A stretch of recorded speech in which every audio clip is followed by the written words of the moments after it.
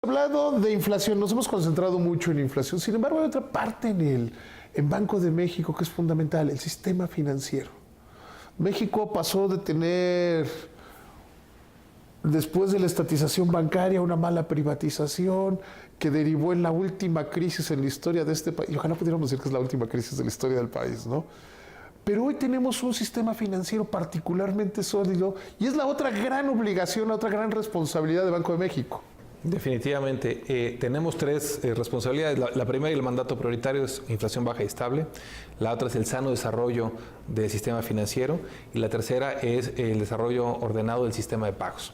En cuanto al sistema financiero, te diría que tenemos un sistema financiero robusto, resistente, y no dicho por nosotros, sino el propio artículo 4 del Fondo Monetario, que se publicó hace algunas semanas, destaca que el entorno macroeconómico en México es resiliente, que la postura fiscal es sólida, que la postura de política monetaria es adecuada y que el sistema bancario y financiero es resistente y que ha podido sortear de manera adecuada un entorno externo bastante adverso. Entonces podemos tener tranquilidad de que el sistema financiero en México tiene adecuados niveles de capital, tiene adecuadas prácticas de manejo de riesgo y también está cumpliendo su función de otorgar financiamiento. Llevamos ya varios años en el que el financiamiento está creciendo un poco por arriba del crecimiento del producto.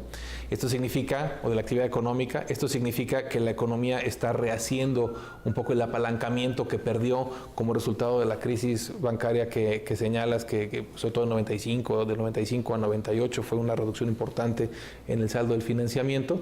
Eso significa que tanto hogares como empresas están recomponiendo y rehaciendo el nivel de apalancamiento en sus actividades, lo cual es sano y lo cual se está dando con orden. ¿Cómo evitar una crisis financiera? Además, hoy está más o menos de moda en el mundo hablar sobre disminuir las regulaciones al sector financiero para que dé más crédito. México es un caso atípico, porque todo el mundo dice, si bajas las regulaciones al sistema financiero, presta más. México, quizás es el único país del mundo, corrígeme si me equivoco, donde aumentaste las regulaciones y creció el crédito de una manera total y absolutamente sana y positiva, no solo para las instituciones financieras, sino para las personas y las empresas. Yo creo que, y de hecho me tocó estar en finales del año en Frankfurt con el cierre de la regulación de Basilea III. Se cerró un periodo de prácticamente 8 años en el que se estuvo adecuando y modificando la regulación financiera. Creo que la crisis financiera global, pero sobre todo en las economías avanzadas de 2008 y 2009, tuvo grandes lecciones en materia de regulación prudencial.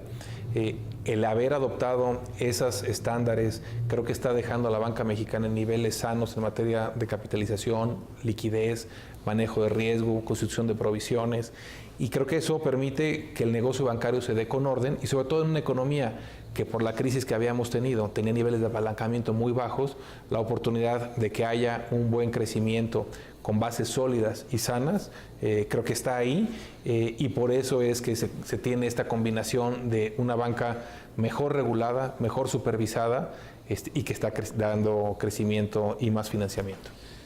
Déjame llevarte a otro tema. Finalmente las instituciones, Banco de México es una institución muchísimo más grande que las personas.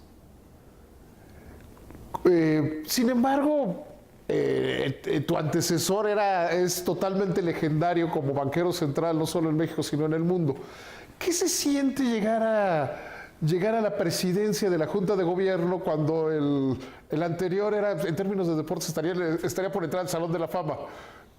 Te diría que, y justo en este edificio, que es el edificio del banco desde su fundación, y las fotos un poco de quienes han formado parte del banco, nos recuerda que es una institución que empezó hace muchos años y que va a tener muchos años después de que nosotros salgamos de ella. Y que a lo que debemos de aspirar es a poner nuestro ladrillo, nuestra contribución en hacer mejor, más robusta y más resistente a la institución. Hay grandes mexicanos que han sido directores generales del banco en su momento y gobernadores también en su momento. Creo que todos han dejado un gran ejemplo, un gran legado y la verdad, en mi caso particular, pues tengo una gran responsabilidad por tratar de seguir algunos de estos ejemplos y tratar de hacer la parte que a mí me corresponda para conseguir construyendo y seguir haciendo una institución más fuerte. Porque creo que lo dices bien. Desde que Banco de México es autónomo, la inflación ha tendido a disminuir. Hay factores externos como la apertura de mercados, como la liberación de mercados, pero la inflación dejó de ser un gran problema nacional. Y eso coincide con la autonomía de Banco de México y este entramado constitucional que le permite pues, no estar preocupado por quién va a ser el próximo presidente, sino por cumplir con ese mandato de la estabilidad de precios, ¿no? Creo que en la historia del banco se identifican varios episodios en los que en un principio había esta intención de que estuviera alejado de las decisiones del gobierno, con algunos inclusive hasta consejeros privados, que era lo que se acostumbraba en esa época. Después hubo un cambio en la ley que lo acercó un poco más al accionar de la actividad pública. Después también hubo un periodo en el que hubo baja inflación y un crecimiento importante, que hubo de facto una independencia y autonomía en la conducción de la política monetaria de parte de la relación con el gobierno. Pero creo que lo más afortunado es que no sea por una circunstancia que haya esta independencia. Claro, porque cuando te refieres al periodo de la década de los 70... El desarrollo estabilizador, pero con don Rodrigo Gómez y con... Pero aquí habría que dejar clara esa parte. Cuando llega un gobierno de corte populista como el de Luis Echeverría, como el de José López Portillo, no alcanza el prestigio del gobernador para mantener el orden y el control. Creo que sí. Que aquí eso es una diferencia de fondo, la autonomía constitucional de Banco de México. Definitivamente. Y justo el ejemplo es que lo que se dio de una manera circunstancial y porque había una sintonía entre el gobierno federal y el entonces director general del Banco de México, puede ser efímera si cambian esas ideas o esas visiones. Que lo fue, cuando la llegada de Echeverría mostró lo efímera que puede ser esa sintonía. Que fue lo que sucedió y lo que aprendimos como país es que es deseable que el Banco Central tenga plena autonomía, inclusive a nivel constitucional y con un mandato muy claro de estabilidad de precios. Y yo creo que es un diseño institucional que le ha funcionado bien a México y que debemos de reforzar. Finalmente tendremos otro presidente dentro de un año. ¿Cómo ajusta Banco de México? ¿No ajusta? ¿Cómo explicarle a la gente qué pasa en un organismo autónomo que tiene una visión de largo plazo, los cambios de gobierno, independientemente de quién pudiera ganar la elección? Nosotros lo tenemos muy claro. Para nosotros, nuestra obligación y nuestro mandato es trabajar y tener comunicación y diálogo con quien sea la siguiente administración, nosotros en nuestro mandato, nosotros a lo nuestro, y en las áreas de intersección tener, como es el tema cambiario, etcétera, tener el mejor diálogo y la mejor comunicación con quien esté. En materia cambiaria hay quienes dicen que se le debería dar totalmente, que la Comisión de Cambios ya no participara en la Secretaría de Hacienda y eso daría una mayor tranquilidad. ¿Cómo se ve desde Banco de México un tema así? Yo creo que si uno ve en otros países cómo funciona, es difícil encontrar un Banco Central en el que tenga los dos elementos al 100% dentro de su dominio. Sí, suele haber esta intersección, sobre todo en el tema cambiario. Pero yo diría que hay arreglos, puede haber varios. Yo creo que lo que es muy importante es que en esa parte hay concurrencia del banco y de la Secretaría de Hacienda y en el pasado eso no ha sido obstáculo para que se tomen y que se dialoguen ahí las decisiones que se tengan que tomar y yo creo que es un diseño institucional con el cual podemos trabajar y yo creo que ha sido positivo. ¿Qué es lo que más te preocupa como gobernador del Banco de México? Bueno, en este momento yo creo que lo que más nos preocupa ahorita es que la inflación ha sido fuertemente afectada en el 2017 y también no estamos exentos de incertidumbre y volatilidad. Sigue habiendo factores de riesgo que pueden tener un efecto importante tanto en la economía y también en la dinámica inflacionaria. Esto ha hecho que seamos especialmente prudentes y que tratemos de tener condiciones monetarias, que no es otra cosa más que tasas de interés de corto plazo, que contribuyan a que el ajuste sea ordenado en la economía. Entonces, en ese sentido, nuestra primera preocupación es que la inflación regrese a su meta, que lo haga lo antes posible y sobre todo en un entorno que pues, es adverso y volátil. Ahorita que decías ese punto, hay quienes creen que la política de tasas debe estar vinculada al sistema de la Reserva Federal.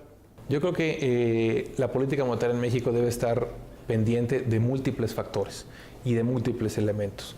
Y van desde el propio ciclo económico en México, cuáles son los choques que hemos tenido. Es muy claro que en los últimos años nosotros hemos tenido choques inflacionarios de importante magnitud que ha hecho que los aumentos de tasas de interés en México sean más frecuentes y de mayor magnitud que los que ha adoptado la Reserva Federal. ¿Qué es lo que más tranquilo te hace sentir como gobernador de Banco de México? Lo que más tranquilidad me da es la dinámica y la fortaleza de la Junta de Gobierno. El hecho de que seamos, si bien ahora 4, pero 5 miembros en la Junta de Gobierno, quienes estamos viendo, revisando, con la misma preocupación, con el mismo objetivo, con diferente matiz o con diferente balance de riesgos, pero todos con el mismo objetivo. Creo que es una de las fortalezas más importantes del banco, que a veces no se dimensiona adecuadamente. Eso es lo que más tranquilidad me da. Has insistido mucho en ese tema de la Junta de Gobierno, ¿no? De la fortaleza de la Junta. O sea, ¿tú crees, qué ajuste estás haciendo en la Junta de Gobierno para que se note más la fortaleza de la institución, la fuerza del grupo?